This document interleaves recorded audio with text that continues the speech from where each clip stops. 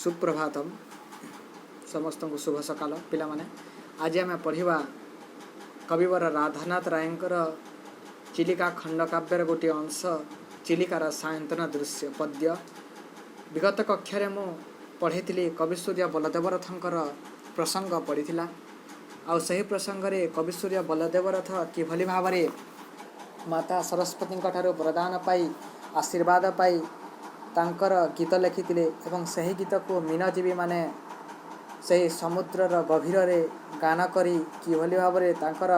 मन को शांत करुथिले एवं मत्स्य धारण करुथिले सही प्रसंग को कविवर राधानाथ राय उत्तम भाव में वर्णना करछंती। आज आमे आग को देखिबा कि विगत अंतिम पद थिला तुम्भ माटी देह ग्रासीची श्मशान मात्र जसो देहे तुम्हे आयुष्मान अर्थात हे कविसूर्य बलदेवरथ यही उत्कल भूमि तुमर देह को ग्रास करिछि आउ तुम्हें सबुदिन आयुष्मान जसो देहे अर्थात तुम्हें यशस्वी शरीर सबुदिन तुमर जीवित रहीगला बोली से एठी कहूतिले। आगको देखिबा आमे मीन आकर्षण आसे पोतपाळ तरणी रे जाली देलाणी मशाळ मीन आकर्षण अर्थात कौन है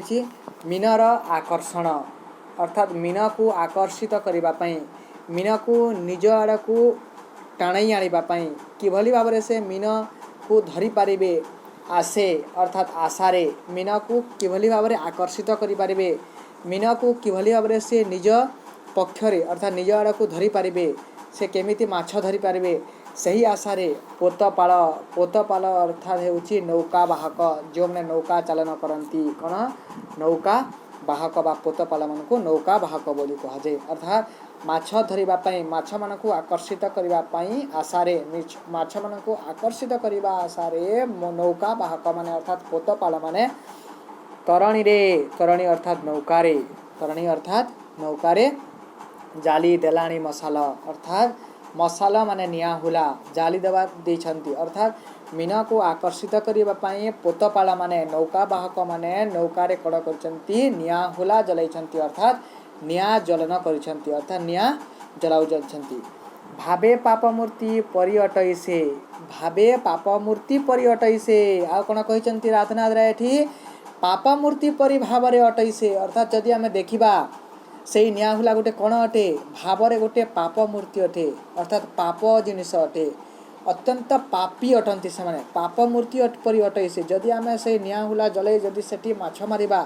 ताले पाप अटे भावरे पाप मूर्ति परि अटे से नियाहुलाटा केमि अटे पापर गोटे मूर्ति अटे जहार आकर्षण रे मीन माने निजर जीवन को सेठी समर्पण करदेबे बा निज को हास करदेबे सेठी तो भावरे से नियाहुला कौन अटे पाप भलिया अटे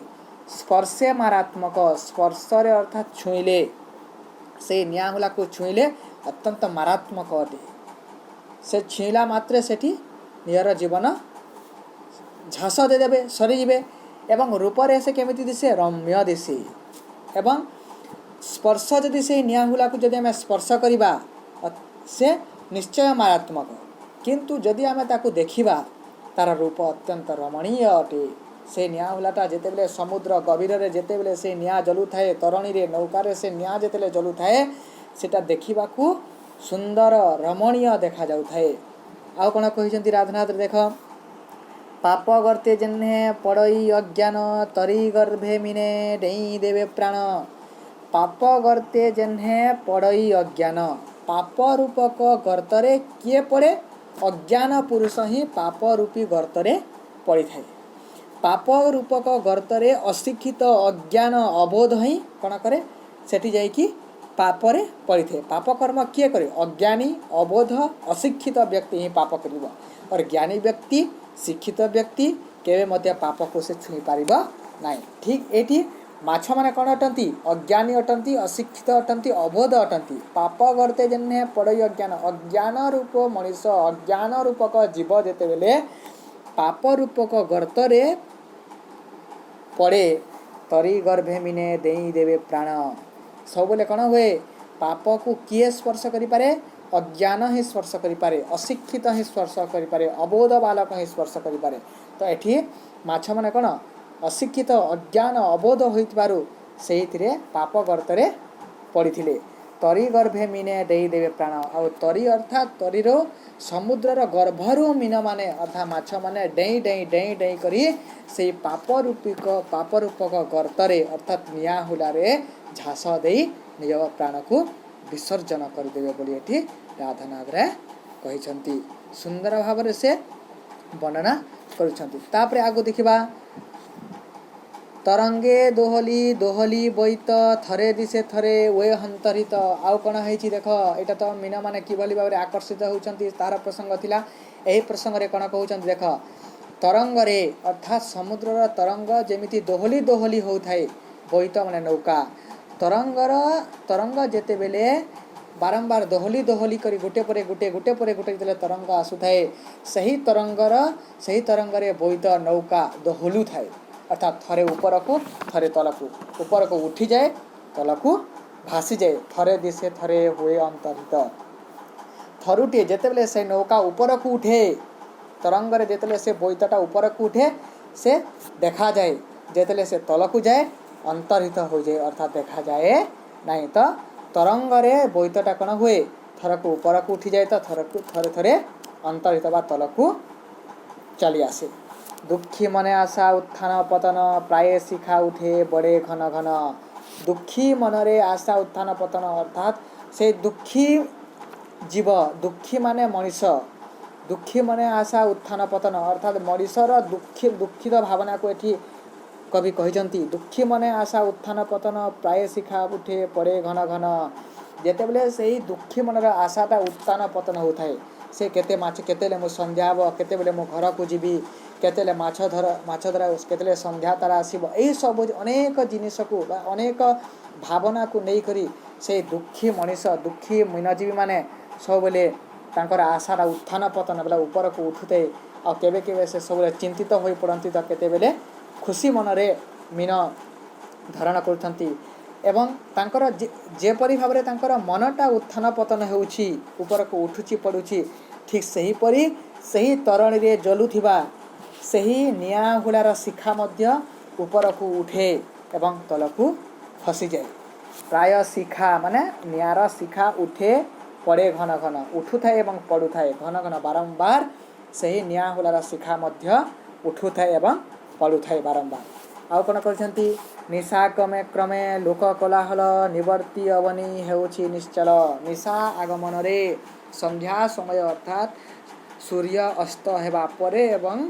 चंद्रमार उदय हवा समय रे अर्थात निशागम रात्रि आगमन आगामी काल रे क्रमे लोक कोलाहल क्रमानुसार लोक मानकर कोलाहल निश्चल हो जाए निस्तब्ध हो जाए। चिलिका देखिबो पिला माने जेतले चिलिका देखिबा को जीव देखिबो संध्या कालीन समय रे कोन हुए जेतले संध्या अर्थात रात्रि आसीबा समय हुए सही समय लोक मानकर कोलाहल निस्तब्ध हो जाए शांत परिवेश वातावरण हो जाए। निवर्ती अवनी हेउछि निश्चल अवनी अर्थात हेउछि धरातलटा पूरा कण होछि बंची न पारिबा अर्थात एभली भाव रे निवर्ती माने एभली भाव रे अवनी धरातल निश्चल हो जाइछि जे आ बंची कि न बंची बोली मध्य कही करि पाइबे नहीं अर्थात संपूर्ण धरातल संपूर्ण पृथ्वीटा कण हुए निश्चल निस्तब्ध हो जाए जेते बेले निशागम हुए। जलस्थल नभ ज्योत्स्ना परिप्लुत सृष्टि दिशे जन्हे पारद धौत। जल स्थल आउ नभ जल हेउछि पानी स्थल हेउछि स्थल भाग नभ हेउछि आकाश आउ ए संपूर्ण जल स्थल आउ नभटा ज्योत्स्ना रे परिप्लुत अर्थात चंद्रमार जुडु जुडु किरण रे जेतेले चंद्रमा जेते बेले रात्रि समय जेते चंद्रमार उदय हुए चंद्रमार किरण जेतेले पड़ी थाए जल रे मध्य तार किरण पड़ी थाए स्थल भाग रे मध्य तार किरण पड़ी थाए एवं आकाश रे मध्य तार किरण पड़ी थाए जेते बेले सही चंद्रमार जुडु जुडु किरण जेते बेले जलस्थल और आकाश रे पड़ी थाए सेते बेले सृष्टि केमिति देखा जाए सृष्टि दिशे जन्हे पारद धौत सृष्टि सेते बेले पारद और धौत सुना चांदी अलंकार भलिया देखा जाए आमर ये संपूर्ण सृष्टिटा बोली एठी पारद धौत माने अनेक प्रकार आमर सुना अलंकार स्वर्ण अलंकार भलिया देखा जाए पारद धौत भलिया देखा जाए यही समस्त सृष्टिटी बोली कविवर राधानाथ राय सुंदर भाव में विवेचना कर प्रकृति को नायिका करी केमिति भाव में से तांकर एठी अलंकार देइछंती आज आम जानिला। आगरे कालिया एही चिलिकार सायंतना दृश्य पद्यटी शेष हो जिबा। तो पिला माने आज जहाँ पढ़ी तार कठिन शब्द लिखि तार अर्थ मध्य लिखि नब एवं यहाँ को भल कर पढ़ब। आगामी कक्षा एटा परीक्षा पे बहुत उपयोगी अटे। ठीक अच्छे आज क्लास को मुझे विराम देली। धन्यवाद।